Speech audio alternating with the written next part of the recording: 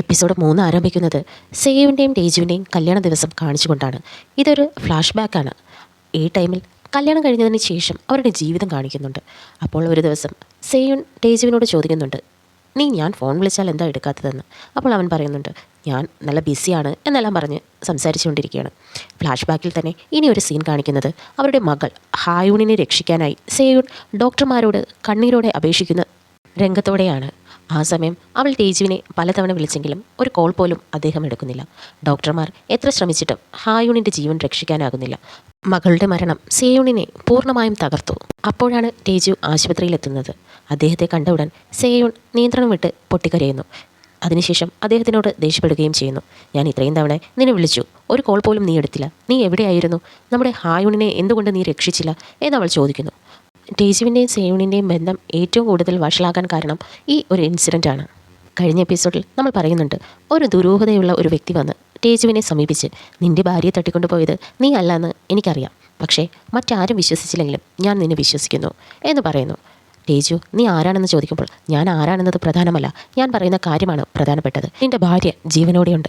അവളെ കണ്ടെത്തണമെങ്കിൽ ഇന്ന് രാത്രി 11 മണിക്ക് സീനു ഡോൺ എന്ന സ്ഥലത്ത് നീ എത്തണം എന്ന് പറഞ്ഞ് അയാൾ പോകുന്നു. അതേസമയം അന്വേഷണ ഉദ്യോഗസ്ഥർ നായകനെ വിശ്രമമുറിയിൽ നിന്ന് വീണ്ടും ചോദ്യം ചെയ്യാൻ കൊണ്ടുപോകുന്നു. നീയാണ് ഭാര്യയെ തട്ടിക്കൊണ്ടുപോയത്, ആദ്യം അത് സമ്മതിക്കൂ. എന്നിട്ട് അവർ ചോദ്യം തുടർന്നു. നായകൻ്റെ കാറിൻ്റെ ഡിക്കിൽ നിന്ന് രക്തം പുരണ്ട ഒരു വസ്ത്രം കണ്ടെത്തിയെന്നും അതിലെ രക്തം സേയുൻ്റെ ആണെന്നും പരിശോധനയിൽ സ്ഥിരീകരിച്ചതായും അവർ പറയുന്നു. എന്നാൽ ആ വസ്ത്രം കാറിലെത്തിയത് മറ്റൊരു രീതിയിലായിരുന്നു. മുൻ എപ്പിസോഡിൽ കിഡ്നാപ്പർ നായകനെ മയക്കുമരുന്ന് നൽകി ബോധരഹിതനാക്കിയപ്പോൾ ആ രക്തം പുരണ്ട വസ്ത്രം ഡിക്കിയിൽ ഒളിപ്പിച്ചു വെച്ചതാണ്. അതുകൊണ്ടാണ് എല്ലാ തെളിവുകളും ടേജുവിനെതിരെ പോകുന്നത്. പോലീസ് ഡാഷ് ക്യാമറയുടെ മെമ്മറി കാർഡിനെക്കുറിച്ചും ചോദ്യം ചെയ്യുന്നു. പക്ഷേ ടേജുവിൻ്റെ മുഴുവൻ ശ്രദ്ധയും രാത്രി 11 മണിക്ക് ആ ദുരൂഹ വ്യക്തി പറഞ്ഞ സ്ഥലത്ത് എത്തിച്ചേരുക എന്നതാണ്. അതിനിടെ പോലീസ് സ്റ്റേഷനിൽ വൈദ്യുതി ഇടയ്ക്കിടെ പോകാൻ തുടങ്ങുന്നു. ചോദ്യം ചെയ്യൽ നടക്കുന്ന മുറിയിൽ ഇരുട്ട് നിറയുന്നു. ഒരു ലാപ്ടോപ്പ് മാത്രം ഓണായിരിക്കുന്നു. അതാണ് അവസരമെന്ന് മനസ്സിലാക്കിയ നായകൻ ലാപ്ടോപ്പ് അടച്ചിട്ട് ഓടി രക്ഷപ്പെടുന്നു.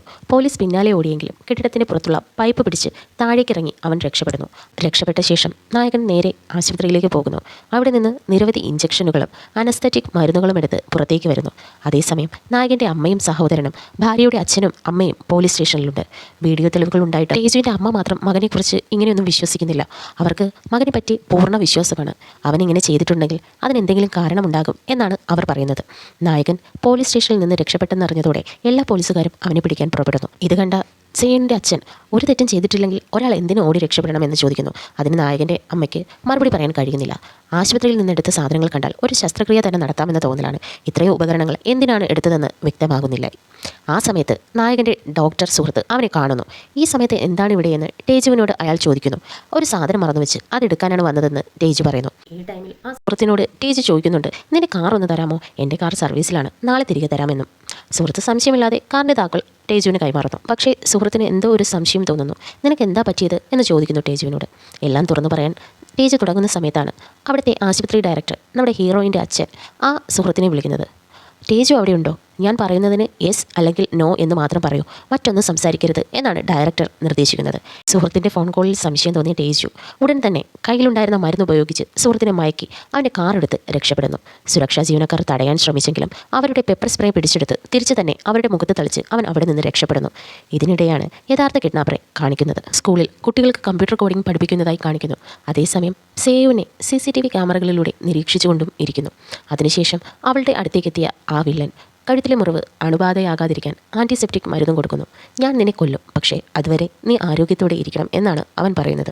അതിനുശേഷം ഒരു മണൽ ഘടികാരം കാണിച്ച് ഇതിലെ മണൽ മുഴുവൻ താഴെ വീഴുന്നത് വരെ, അതുവരെ മാത്രമാണ് നിനക്ക് സമയം, അതിനുശേഷം നീ ജീവനോടെ ഉണ്ടാകില്ല എന്ന് ഭീഷണിപ്പെടുത്തുന്നു.